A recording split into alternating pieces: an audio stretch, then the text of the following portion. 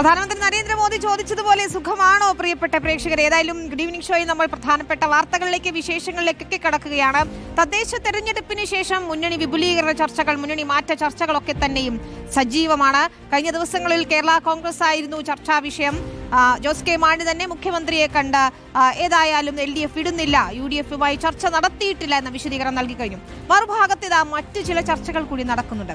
BDJS-നെ നിലവിൽ NDA-ക്കൊപ്പമുള്ള BDJS-നെ സ്വാഗതം ചെയ്യുകയാണ് CPI.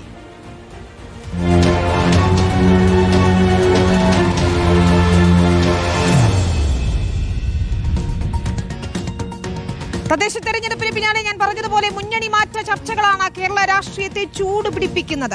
തെരഞ്ഞെടുപ്പിൽ പരാജയം ഏറ്റുവാങ്ങിയ BDJS NDA മുന്നണി വിടുമെന്ന് തന്നെയാണ് അഭ്യൂഹം. NDA നേട്ടത്തിനിടയിലും BDJS-ന് തിരിച്ചടിയുണ്ടാകാൻ കാരണം BJP-യുടെ നിസ്സഹകരണമാണെന്നാണ് പാർട്ടിക്കുള്ളിലെ വിലയിരുത്തൽ. അവസരം മുതലെടുത്ത് BDJS-നെ സ്വാഗതം ചെയ്യുകയാണ് CPIM. BDJS-ന് LDF-ലേക്ക് വരാമെന്ന് ആലപ്പുഴ ജില്ലാ സെക്രട്ടറി R. നാസർ പറഞ്ഞു. BDJS പിന്നാക്ക വിഭാഗത്തിന്റെ പാർട്ടിയാണെങ്കിൽ NDA-യിൽ തുടരാൻ കഴിയില്ല.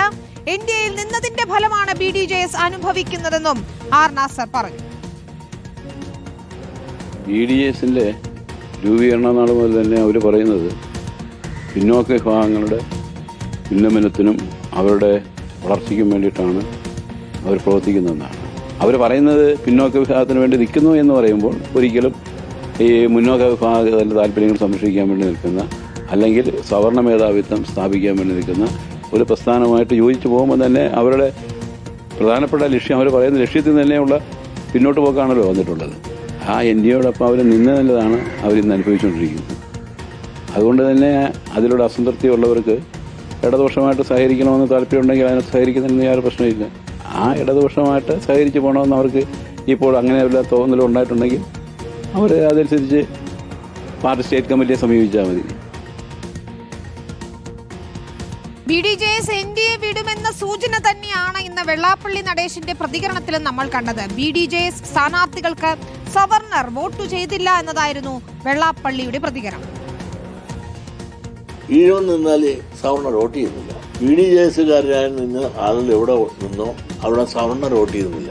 അതെന്താണെന്ന് അവർ പഠിക്കണം. 10 കൊല്ലം കൂടെ നടന്നു. BDJS എന്ത് കൊടുത്തു? ഈ നടന്നതെല്ലാം നടന്ന കാല് കഴിഞ്ഞതെല്ലാം അവർക്ക് എന്നാ കിട്ടി? ഇടതുപക്ഷത്തിന്റെ കൂടെ നടക്കുന്നവർക്ക് എല്ലാവർക്കും സ്ഥാനവും MLA, MP, കോർപ്പറേഷനും ഒക്കെ കൊടുക്കുമ്പോൾ BJP-യുടെ കുറേ 10 കൊല്ലം നടന്ന BDJS എന്ത് കിട്ടിയെന്ന് അവരാലോചിക്കട്ടെ. ഇടതുപക്ഷത്തിലേക്ക് പോകണമെന്ന് അഭിപ്രായമുള്ളൊരു വിഭാഗങ്ങളുണ്ട്. അതല്ലേ നിൽക്കണമെങ്കിൽ തന്നെ നിൽക്കണമെന്നുള്ള അഭിപ്രായമുണ്ട്. അതൊക്കെ അവർ കുറച്ച് ആലോചിക്കട്ടെ. അതൊക്കെ അല്ലെന്ന് ഞാൻ കൂടുതലായിട്ട് ഇടപെടത്തില്ല.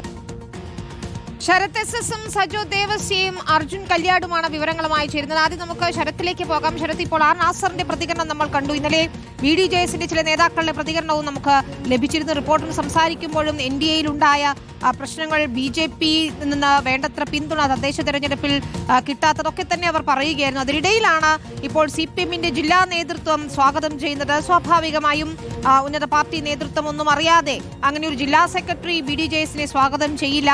നിലവിലെ തദ്ദേശ തെരഞ്ഞെടുപ്പ് ഫലത്തിന്റെ പശ്ചാത്തലത്തിൽ അങ്ങനെ ഒരു സ്വാഗതം ചെയ്യലിനെ നമ്മൾ എങ്ങനെ കാണണം?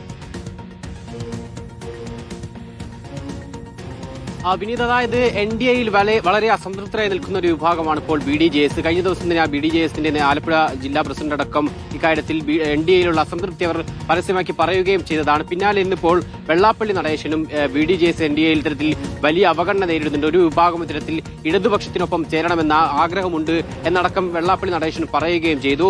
പിന്നാലെയാണ് ഇപ്പോൾ ആലപ്പുഴ ജില്ലാ സെക്രട്ടറി CPM ആലപ്പുഴ ജില്ലാ സെക്രട്ടറി R. നാസറും രംഗത്ത് വന്നിരിക്കുന്നത്. BDJS-നെ സ്വാഗതം ചെയ്തുകൊണ്ട് തന്നെയാണ് എന്നാൽ ഇപ്പോൾ ജില്ലാ സെക്രട്ടറി R. നാസറിന്റെ പ്രതികരണം വന്നിരിക്കുന്നത്. അദ്ദേഹം പറയുന്നത് BDJS അവകാശപ്പെടുന്നവർ പിന്നോക്ക വിഭാഗത്തിന്റെ പാർട്ടിയാണ്.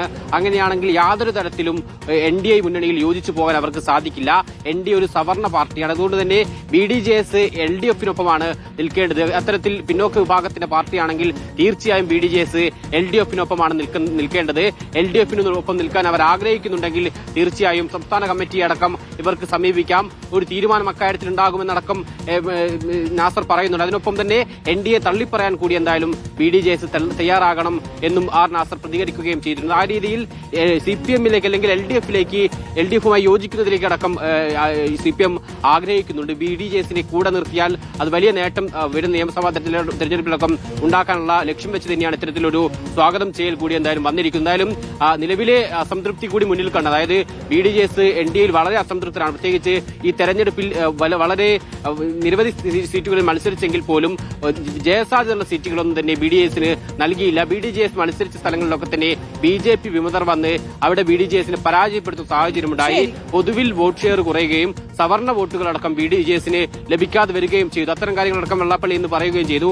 അത്തരത്തിൽ BDJS NDAയിൽ വളരെ അസംതൃപ്തി നേരിടുന്ന സാഹചര്യത്തിലാണ് ഇപ്പോൾ എന്തായാലും ആലപ്പുഴ ജില്ലാ സെക്രട്ടറി നാസർ BDJSനെ സ്വാഗതം ചെയ്തപ്പോൾ രംഗത്ത് വന്നിരിക്കുന്നത്.